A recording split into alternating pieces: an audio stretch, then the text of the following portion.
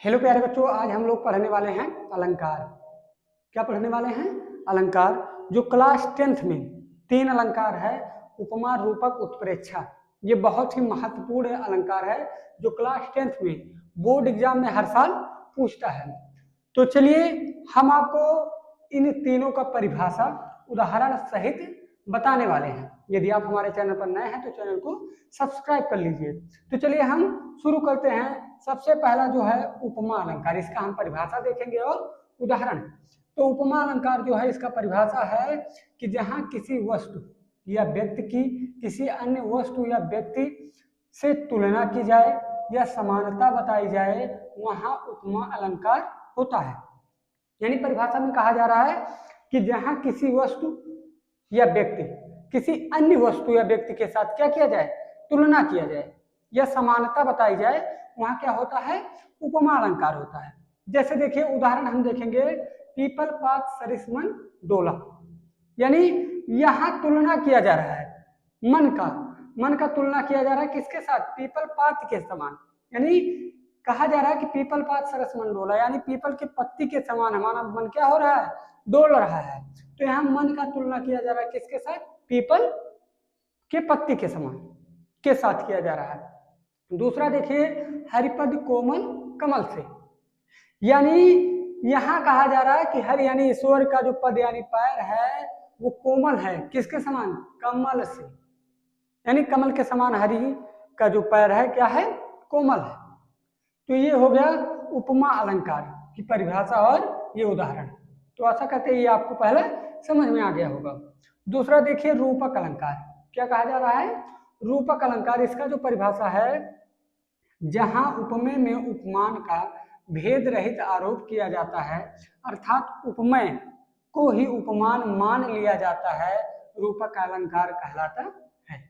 यानी क्या कहा जा रहा है कि जहां उपमेय में उपमान को भेद रहित आरोप किया जाता है, यानी बहुत अधिक भेद होता है, बहुत ही क्या होता है, अलग होता है, समान नहीं होता है, लेकिन उपमेय को ही उपमान क्या किया जाता है, मान लिया जाता है। यानी उपमेय का मतलब होता है जिसकी तुलना की जाए। उपमेय का मतलब होता है, अर्थ होता है जिसका तुलना की जाए, और उपमान का मतलब होता है जिससे तुलना की जाए। यानी ये होता है जिसका तुलना किया जाए, और उपमान का मतलब होता है जिससे तुलना किया जाए। तो वही कहा जा रहा है कि जहां उपमेय में उपमान का क्या होता है, भेद, बहुत अंतर होता है, लेकिन उपमेय को ही उपमान मान लिया जाता है, तो वहां रूपक अलंकार होता है। जैसे उदाहरण में हम देखेंगे, चरण कमल बंदो हरि राई। यानी इसका अर्थ होगा कि जो हरि का, यानी चरण कमल बंदो हरि राई, यानी कमल रूपी चरण का, कमल रूपी चरण का मैं क्या करता हूं, वंदना करता हूं। हरि के कमल रूपी चरण का मैं क्या करता हूं, वंदना करता हूं।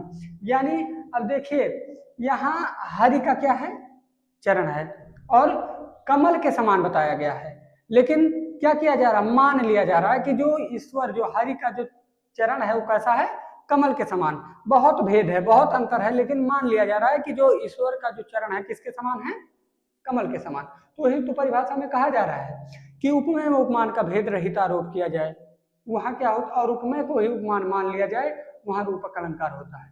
तो यहाँ देखिए, यहाँ हरि का पैर है, किसके समान बताया गया है, कमल, कमल के समान। यानी जो हरि का चरण है किसके समान बताया गया है, कमल के समान। बहुत अंतर है, लेकिन मान लिया गया कि उनका जो चरण है कैसा है, कमल के समान है।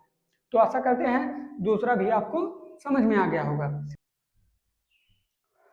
तीसरा हम लोग देखेंगे उत्प्रेक्षा अलंकार। उत्प्रेक्षा अलंकार की जो परिभाषा है, जहां उपमेय में उपमान की संभावना की जाए, वहां उत्प्रेक्षा अलंकार होता है। यानी कहा जा रहा है कि जहां उपमेय में उपमान की संभावना किया जाए, यानी एक वस्तु में दूसरे वस्तु की क्या किया जाए, संभावना किया जाए, वहां क्या होता है, उत्प्रेक्षा अलंकार होता है। इसमें मानो, जैसे, जनु, जानो लगा रहता है। यानी जो इसका उदाहरण होता है, उसके उदाहरण में या तो मनो, जैसे, जनु, जानो आदि शब्द क्या होते हैं, लगे रहते हैं। अब उदाहरण में हम देखेंगे, मुख मानो चंद्रमा है। यानी इसका जो उदाहरण है, क्या कहा जा रहा है कि मुख मानो चंद्रमा है। यानी अब देखो, तो उपमेय में उपमान, इसमें चंद्रमा की क्या किया जा रहा है, संभावना किया जा रहा है, किसमें, मुख में। अब दूसरा देखिए, उसकी आंख मानो कमल। अब देखो, उसकी आंख, आंख में क्या किया जा रहा है, कमल की संभावना किया जा रहा है। तो वही कहा जा रहा है उसकी आंख मानो ऐसा लग रहा है कि जैसे क्या है, कमल है। तो आशा करते हैं ये तीनों अलंकार आपको अच्छे से समझ में आ गया होगा। यदि आप को समझ में आया है तो चैनल को सब्सक्राइब कर लीजिए। मिलते हैं हम आपसे नेक्स्ट वीडियो में।